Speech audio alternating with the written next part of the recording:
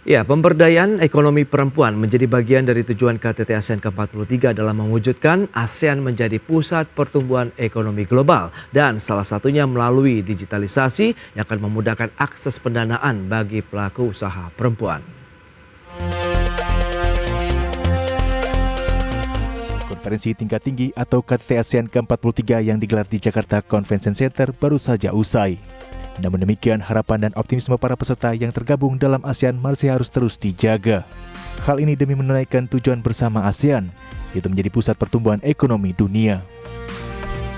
Dan salah satu upaya yang terus dilakukan adalah melalui pemberdayaan ekonomi perempuan di negara-negara anggota ASEAN.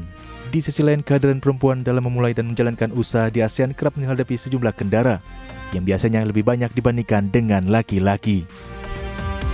Padahal pelaku usaha mikro, kecil, dan menengah atau UMKM di kawasan ASEAN terutama Indonesia saat ini lebih didominasi dari kaum Hawa. Ketua Umum Asosiasi Pengusaha Indonesia atau APindo Sinta W. Kamdani seperti dikutip media mengatakan, digitalisasi merupakan kunci untuk mendukung pemberdayaan ekonomi perempuan. Digitalisasi diharapkan dapat memudahkan akses pendanaan bagi pelaku usaha perempuan. Sebab selama ini pelaku usaha perempuan baik di Indonesia maupun di sejumlah negara ASEAN lainnya masih mengalami kendala untuk mendapatkan akses pembiayaan yang setara. Selain itu, faktor lain seperti pendampingan dan literasi keuangan yang diperuntukkan bagi perempuan juga perlu menjadi perhatian. Sementara itu, jumlah usaha mikro, kecil, dan menengah atau UMKM Indonesia saat ini sudah mencapai 65,5 juta pelaku usaha. Dan dari jumlah tersebut, sebanyak 64% dimiliki dan dipimpin oleh perempuan, yang jumlahnya mencapai 40,9 juta orang. Dari Jakarta, Tim Liputan, IDX Jenuh. Ya, berikutnya kami sampaikan infografik untuk Anda terkait dengan rasio kewirausahaan negara ASEAN. Data selengkapnya bisa Anda saksikan di layar televisi Anda. Baik, kita akan cermati beberapa negara dengan rasio kewirausahaan di negara-negara ASEAN. Ada Singapura 8,76%, kemudian Malaysia 4,74%, Thailand 4,26%, dan Indonesia 3,47%. Dan selanjutnya kita akan lihat dari Global Entrepreneurs Index posisi Indonesia. Untuk wilayah ASEAN kita ini berada di urutan kelima. Sementara untuk dunia Indonesia berada di posisi ke-75.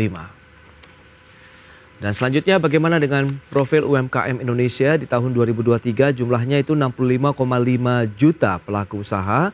Dominasi pelaku usaha mikro, kontribusi terhadap PDB 61%, sementara ini adalah pelaku usaha perempuannya sekitar 40,96 juta orang atau mencakup sekitar 64%. Itu dia beberapa data yang sudah kami sampaikan dan untuk membahas tema menarik kita hari ini terkait dengan digitalisasi kunci pemberdayaan ekonomi perempuan, kita sudah tersambung melalui Zoom bersama dengan Ibu Sinta W. Kamdani. Beliau adalah Ketua Umum Asosiasi Pengusaha Indonesia atau APindo. Ya, halo, selamat pagi Ibu Sinta. Pagi Mas Pras, bagaimana kabarnya? Kabar baik Ibu, terima kasih juga atas waktu yang disempatkan. Ini bicara mengenai perempuan begitu, apalagi pelaku usaha yang memang perempuan ini nampaknya tadi sudah disampaikan mulai mendominasi nih pelaku UMKM di Indonesia. Dan kalau kita lihat kontribusi KTT ASEAN yang baru saja digelar begitu di Jakarta, Anda melihat bagaimana sih posisi dan peran perempuan di dalam dunia usaha di wilayah ASEAN maupun Indonesia, Bu Sinta? Ya, mungkin saya mau share juga beberapa data nih yang penting. Jadi terdapat 61,3 juta perempuan ya di negara ASEAN yang memiliki usaha atau di sini mencakup 9,8% dari total populasi perempuan di kawasan regional ini. Kemudian sebagian besar UMKM di ASEAN itu memang dimiliki perempuan dan mewakili 66% dari total UMKM. Nah, jelas memang UMKM kita tahu ini semua driver ekonomi di ASEAN ya. Nah, berdasarkan data dari Kementerian Keuangan, peran UMKM dalam perekonomian ASEAN ini sangat signifikan. UMKM di kawasan ASEAN menyerap 35-97% tenaga kerja dan berkontribusi sebesar 35-69% terhadap produk domestik bruto atau PDB dari masing-masing negara ASEAN. Baik. Tetapi memang kita lihat memang terlepas dari ini semua masih banyak ya tentunya tantangan bagi faktor pendukung bagi pertumbuhan UMKM ini. Nah, ini kondisi yang salah satunya juga yang penting perlu diperhatikan, ini ada financing gap nih Oke. sebesar 6 triliun US dollar. Jadi ini sesuatu yang harus jadi perhatian kita. Baik, ada financial gap begitu di sana ya untuk kaum hawa begitu yang ingin mendapatkan pembiayaan begitu ya dalam bidang usaha mereka. Dan lantas bagaimana dengan resolusi KTT ASEAN ke-43 yang baru digelar begitu? Apakah memang ada satu kontribusi yang kuat mendorong lagi peran perempuan begitu di dunia ekonomi? Ya, jadi tahun ini memang Indonesia seperti diketahui memegang keketuaan daripada ASEAN, Iya. dan ini mengangkat tema ASEAN Matters, Epicentrum of Growth. Ini dihadiri 11 negara ASEAN dan 9 negara mitra dialog. Menjelang KTT ASEAN itu Kemenpen Pemberdayaan Perempuan itu melakukan konferensi itu di Yogyakarta pada itu bersama dengan delegasi-delegasi negara ASEAN. Ini apa nih topiknya? Yang ini topik utama adalah percepatan implementasi dari pengaruh utamaan gender di ASEAN. Oke. Ini konferensi ini menjadi awal menuju Asian Chairmanship 2023 untuk mempromosikan memang kesetaraan gender dan pemberdayaan perempuan untuk bisa mencapai keberhasilan pembangunan. Nah, ini kalau kita lihat memang salah satunya memang perempuan harus memiliki akses setara nih terhadap peluang ekonomi yang ada. Nah, ini key point ini juga kita bawa pada saat kita dari segi bisnis ya, kita ada ASEAN Business Advisory Council yang kemudian juga membawa mengedepankan isu ASEAN Women Entrepreneurship Network atau AWEN, itu ada di ASEAN. Nah, ini juga mereka membawa nih bagaimana UMKM di ASEAN ini juga bisa ada transformasi digital, kemudian juga bisa dikedepankan mengenai akses pembiayaannya dan lain-lain. Jadi memang masalah UMKM ini juga sangat menjadi satu isu yang cukup penting di dalam pembicaraan di ASEAN. Nah, ini 3 tantangan ini yang harus jadi perhatian ya, terutama untuk UMKM perempuan. Itu pertama adalah dari segi minimnya financial dan digital literacy impact itu tadi. Kemudian juga information asymmetry-nya, jadi menjadi hambatan credit assessment yang disebabkan sektor perbankan tidak memiliki mungkin proper data availability. Tapi juga dilihat bahwa ketidakmampuan UMKM memenuhi standar-standar collateral requirements. Ini juga harus jadi perhatian. Jadi ini ada beberapa dasar-dasar basic ya, issues yang memang harus menjadi perhatian untuk UMKM. Jadi baik itu akses pasar, akses financial maupun kapasitas daripada UMKM-nya sendiri. Baik, pemberdayaan ekonomi yang ditujukan untuk pelaku usaha perempuan sendiri ini masing-masing negara seperti apa kondisinya? Apakah karakteristiknya juga berbeda-beda begitu kan? Mengingat berbeda juga negara-negara dalam menerapkan kebijakan-kebijakan untuk UMKM-nya. Iya, jadi mungkin menarik ya kalau kita lihat di sini perbedaan antara negara ASEAN ini, saya mau sedikit perbandingkan saja. Jadi setiap negara ASEAN ini punya tantangan yang mungkin agak sedikit berbeda. Nah, Brunei ini masalah yang dihadapi adalah peningkatan skala bisnis, regulasi, akses market, kesenjangan keterampilan dan pendanaan. Untuk Kamboja itu lebih restricted mobility, legalitas bisnis, kemudian minimnya kesempatan pendidikan. Di Laos itu ada tingkat pendidikannya rendah, minimnya keterampilan dan pengetahuan, kemudian akses pasar dan infrastruktur. Malaysia adalah penyeimbangan kewajiban terhadap keluarga dan usaha, minimnya pengetahuan dan keterampilan. Jadi ini banyak persamaan, tapi juga ada mungkin hal-hal yang lebih tantangan yang lebih besar di negara tertentu gitu. Jadi dengan begini tentu saja pendekatan spesifik setiap negara ini juga harus penting gitu. Jadi meski secara umum ASEAN bisa bersama-sama ya untuk menentukan gimana nih caranya menghadapi tantangan ada, tapi setiap negara tentu saja punya modeling tersendiri juga yang harus jadi prioritas mereka. Oke, Bu Sinta juga sempat menyebutkan beberapa waktu lalu bahwa digitalisasi ini bisa menjadi salah satu kunci ya pemberdayaan ekonomi perempuan. Tapi tahan dulu jawabannya, Ibu Sinta, kita akan jeda sebentar. Dan pemirsa, kami masih akan segera kembali usai pariwara berikut ini. Ya, terima kasih Anda masih bergabung bersama kami dalam Market Review. Dan berikut ini kami sampaikan kembali sejumlah data untuk Anda terkait dengan kriteria dari pelaku usaha perempuan di Indonesia berdasarkan Peraturan Presiden Nomor 2 Tahun 2022 itu seperti apa.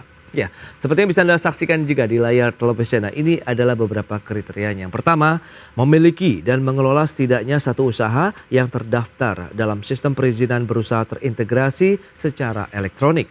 Kemudian, memiliki usaha dengan kepemilikan modal usaha setidaknya 51% atas usahanya. Dan selanjutnya kita akan cermati dari sisi keunggulan UMKM perempuan. Nah, ini apa saja sih? Ada sekitar 44% UMKM perempuan ini meminjam modal untuk investasi di perusahaan dan biasanya untuk permesinan, kemudian barang modal. Dan selanjutnya UMKM perempuan ingin dan suka terhadap akses pelatihan. UMKM perempuan lebih suka menggunakan mobile dan juga internet banking.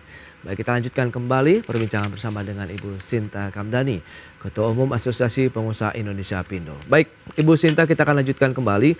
Berdasarkan data tadi yang sudah disampaikan, kriteria kemudian keunggulan UMKM perempuan, nah begitu. Apakah ini juga tadi Anda katakan kan karakteristiknya berbeda begitu ya di negara-negara ASEAN. Nah, lantas bagaimana dengan bentuk-bentuk kebijakan yang biasanya diberikan begitu, khususnya mungkin di Indonesia ini, Bu Sinta? Ya, jadi kalau kita lihat di dalam kalau secara kebijakan sebenarnya semua pemerintah pasti mau mendorong ya peran perempuan di dalam ekonomi.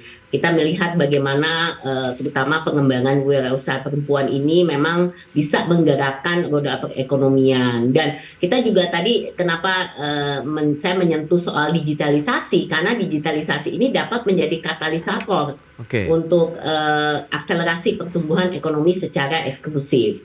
Nah, kalau kita lihat dari sisi kewirausahaan perempuan, memang ini saya mau membagi juga sedikit data nih yang menarik, karena dari UNDP itu menemukan bahwa UMKM di Indonesia ini yang perempuan ini lebih mampu bertahan ketimbang yang laki-laki. Jadi lebih banyak perempuan itu yang lebih banyak beralih ke penjualan secara online dibanding laki-laki. Kalau nggak salah 47% perempuan, laki-laki itu selama masa pandemi cuma sekitar 40%. Jadi memang ada perempuan itu lebih tinggi juga memakai online bisnis. Nah, kemudian juga beberapa lembaga juga menyebutkan bahwa memang perempuan lebih mengandalkan platform digital untuk memasarkan produk dan layanan mereka.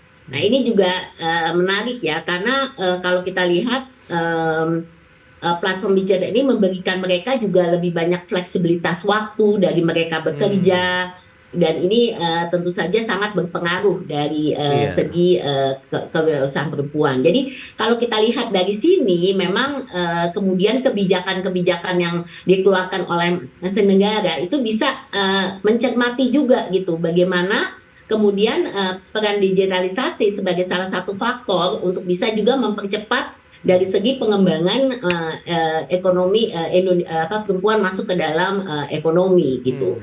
Nah, tentu saja kalau kita lihat secara menyeluruh kebijakan-kebijakan ya pasti tadi sudah saya sebutkan ya, itu pasti banyak sekali pengaruhnya, apakah itu dari segi kebijakan yang ini kan pemerintah, dari segi regulasi aturan UMKM-nya sendiri. Seperti di Indonesia kan kita sudah punya yang di Omnibus Law yang terbaru di dalam Undang-Undang Cipta Kerja kan juga sudah mengatur mengenai UMKM. Jadi selain terhadap perempuan, UMKM secara menyeluruh kan juga sekarang aturannya juga dipermudah oleh pemerintah untuk supaya mereka lebih bisa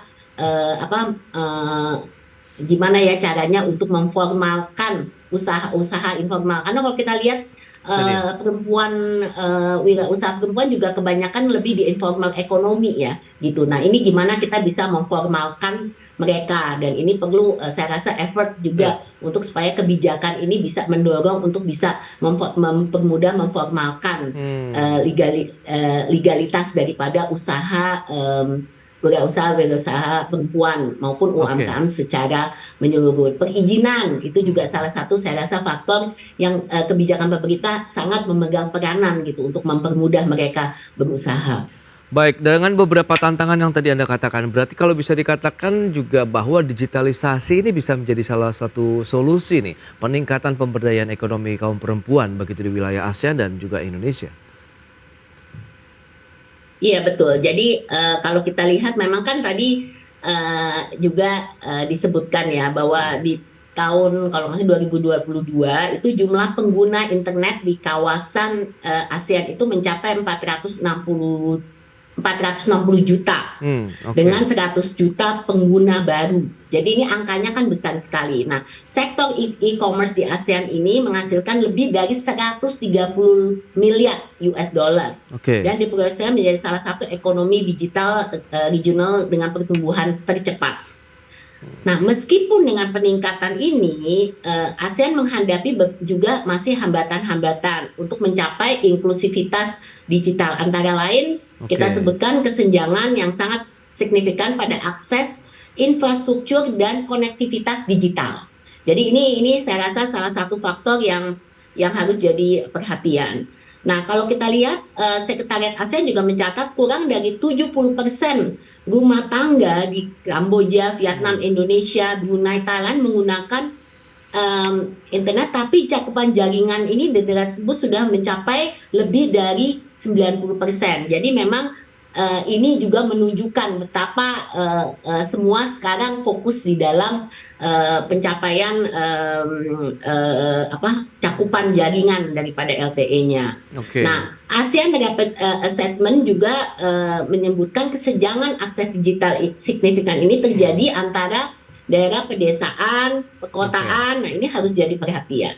Selain daripada itu, kita juga melihat ini salah satu yang saya selalu kedepankan adalah mengenai pendidikan. Itu seperti STEM ya. Jadi kalau Oke.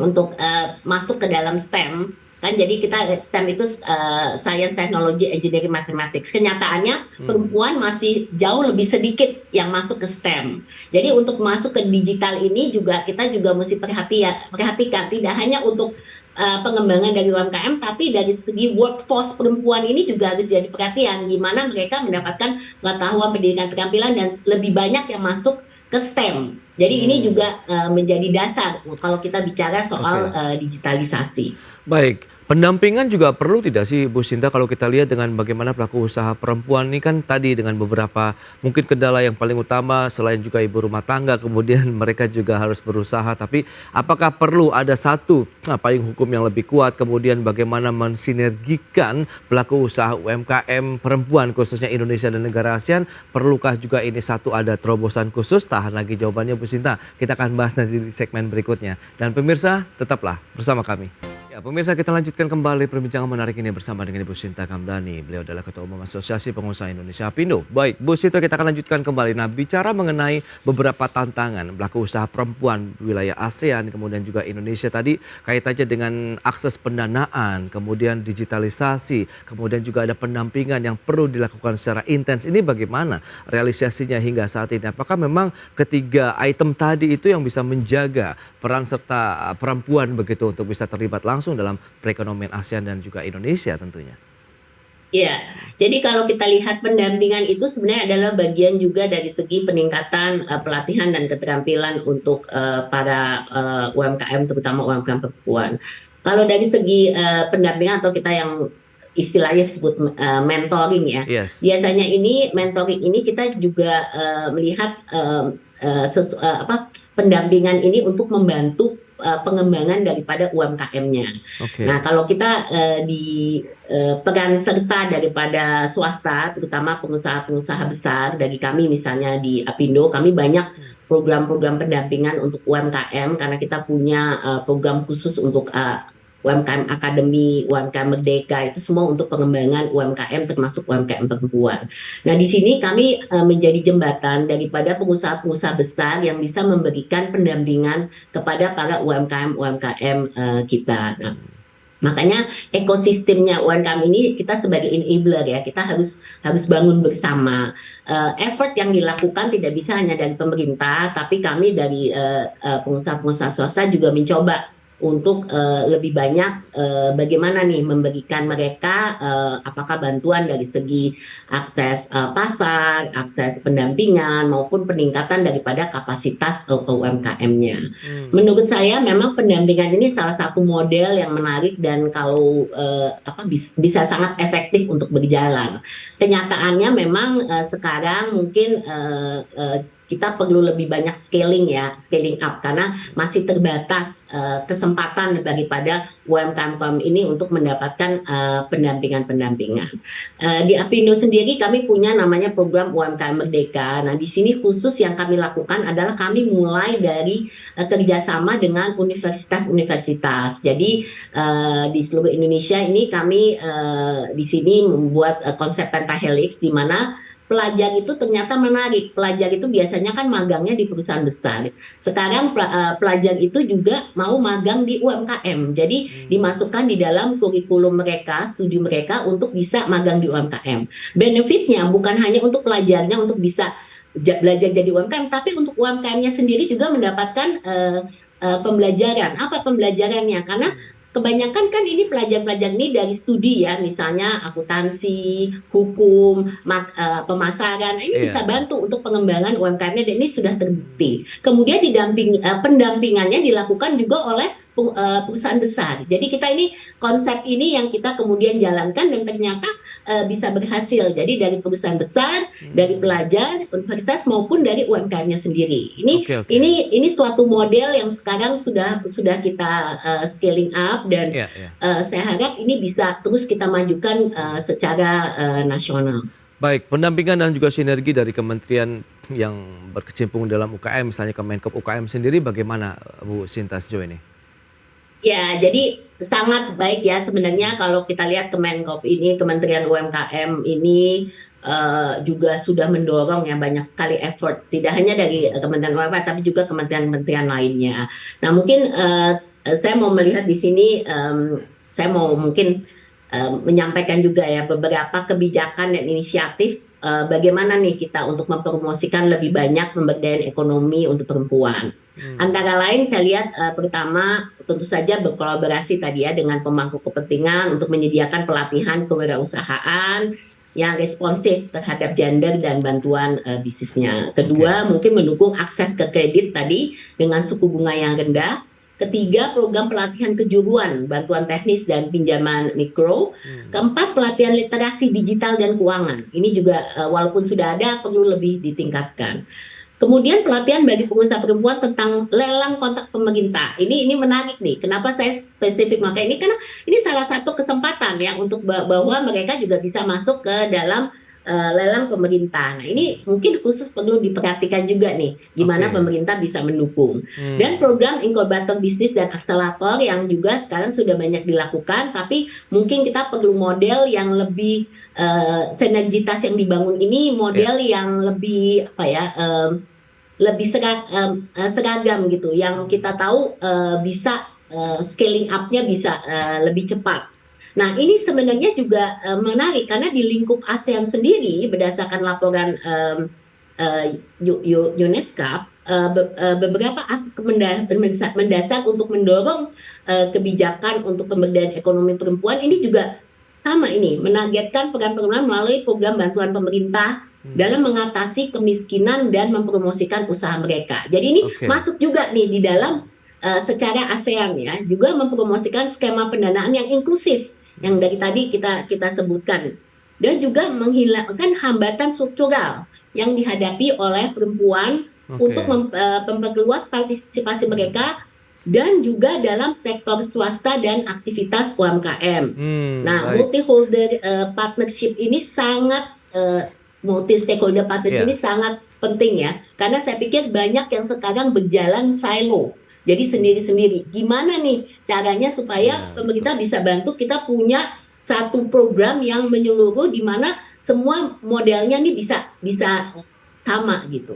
Itu dia memang yang perlu ada satu orkestrasi begitu ya dari beragam inovasi-inovasi yang sebenarnya sudah dilakukan dan on the track, dan ini sudah pastikan untuk mendukung juga bagaimana kemajuan dari UMKM di Indonesia dan juga wilayah ASEAN khususnya bagi pelaku usaha perempuan. Baik, Ibu Sinta, terima kasih banyak atas sharing yang sudah Anda sampaikan kepada pemirsa pada hari ini, dan memang yang dibutuhkan adalah sinergitas, kemudian integritas, dan bagaimana itu bisa menjadi satu kesatuan ya dengan beragam inovasi dan kebijakan yang sudah dilakukan oleh pemerintah, pelaku usaha, dan tentunya juga pelaku usaha UMKM perempuan di Indonesia dan juga wilayah ASEAN. Baik, Bu Sinta, selamat melanjutkan aktivitas Anda kembali dan sampai berjumpa lagi, Bu Sinta. Terima kasih.